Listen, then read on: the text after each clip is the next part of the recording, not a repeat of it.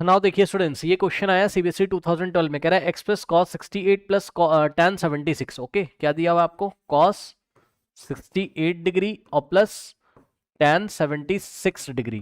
कह रहा है in terms of the angles between 0 degree and 45 degree. मतलब समझो क्वेश्चन का, पहले मतलब समझिए। देखिए क्वेश्चन में आपको कहना चाहता है कि ये जो भी आपको टिग्नोमेट्रिक रेशियोज का सम दिया हुआ है, यानी कि cos 68 और tan 76, ठीक है, तो कह रहा है इसको ना ऐसा कुछ कर दो, ऐसा कन्वर्ट कर दो कि ये एंगल जो है 68 और 76 ऐसा नहीं दिखना चाहिए। एंगल एंगल आपको 0 और 45 के बीच में दिखना चाहिए। समझ रहे हो ना? एंगल आपको 0 डिग्री और 45 डिग्री के बीच में दिखना चाहिए। सुन लो ध्यान से, 0 डिग्री एंड 45 डिग्री के बीच में एंगल दिखना चाहिए। ठीक है, बहुत बढ़िया। अब सुनो, क्या इसमें कॉस और साइन सॉरी क्या इसमें कॉस और टैन का नाम चेंज हो सकता है? यानी कि क्या ट्रिग्नोमेट्रिक रेशियो चेंज हो सकते हैं? हाँ, वो अलाउड है। तो ऐसे क्वेश्चंस में आप टेंशन मत लिया करो।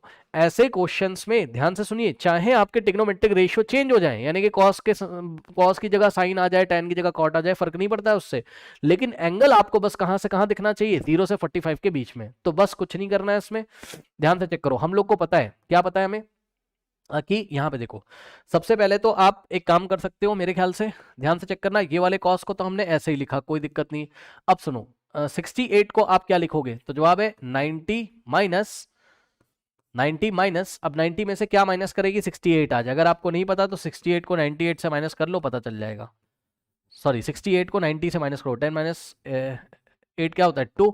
यहाँ 8 माइनस 6 2, 22 होता है। ठीक, यानी कि 90 डिग्री, बस कुछ नहीं करना है। 68 की जगह आपने क्या लिखा? 68 की जगह आपने क्या लिखा? 68 की जगह आपने क्या लिखा? 90 माइनस 22 लिखा। ठीक है ना? 68 का कॉम्प्लीमेंट्री एंगल कौन सा होता है? 22, है ना? लो, ऐसा लिख दिया। और प्लस tan अभी ऐसे ही रहने दो। और सुनो, 76 को आप क्या लिखोगे? 90 माइनस 76 कितना होता है? 14। तो हमने क्या किया? 90 माइनस 14 लिख दिया, बस खत्म। भाई कुछ नहीं किया है, 76 की जगह 90 माइनस 14। भाई 90 माइनस 14 भी तो 76 होता है, लिख सकते हैं। Yes sir. अब सुनो, अब आप यहां क्या कॉन्सेप्ट लगाओगे?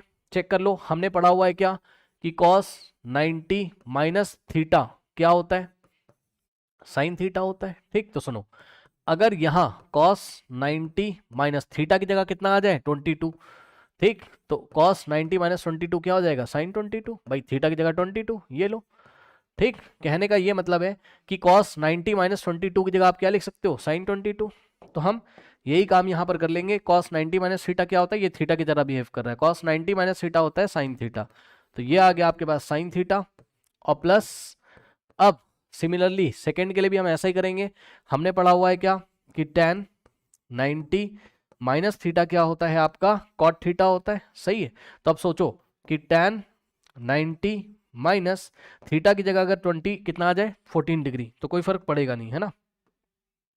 थीटा की जगह अगर 14 आ जाए तो कोई टेंशन है नहीं, ये 14 लिखा हुआ है। ठीक है, tan 90 माइनस 14 cot 14, ये लो, खत्म। ठीक, तो कहने का मतलब है कि tan 90 माइनस ये थीटा की जगह बिहेव कर रहा है, थीटा की तरह, तो tan 90 माइनस थीटा क्या होता है? cot theta. तो ये आ गया cot 14, खत्म, सवाल खत्म हो गया। चेक कर लीजिए। अब जो ये था आपका cot 68 प्लस tan 76, ये चेंज हो गया किसमें? sin 22 और प्लस cot 14 में। अब ऐसा करने से फायदा क्या है? चेक कर लो, ये आंसर है, यही आंसर है आपका। ठीक, इस आंसर में फायदा क्या है? तो इस आंसर में फायदा ये हो रहा है, ध्यान से चेक करो, कि जो एंगल्स पहले 68 और 76 थे, वो एंगल कितने आ गए? 22 और 14। अब चेक कर लो, 22 भी जो है, 22 भी जो है वो आपका 0-45 के बीच में आता है। भाई 0 से तो बड़ा है, ये ग्रेटर देन है, लेकिन 45 से लेस है। और इसी तरीके से 14 डिग्री जो है वो भी क्या है आपका? 0 डिग्री से तो ग्रेटर है, लेकिन 45 से कम है। इस तरीके से जो एंगल आ रहे हैं वो 45 और 0 के बीच में आ गए। So this is your answer. Okay, कर लीजिए।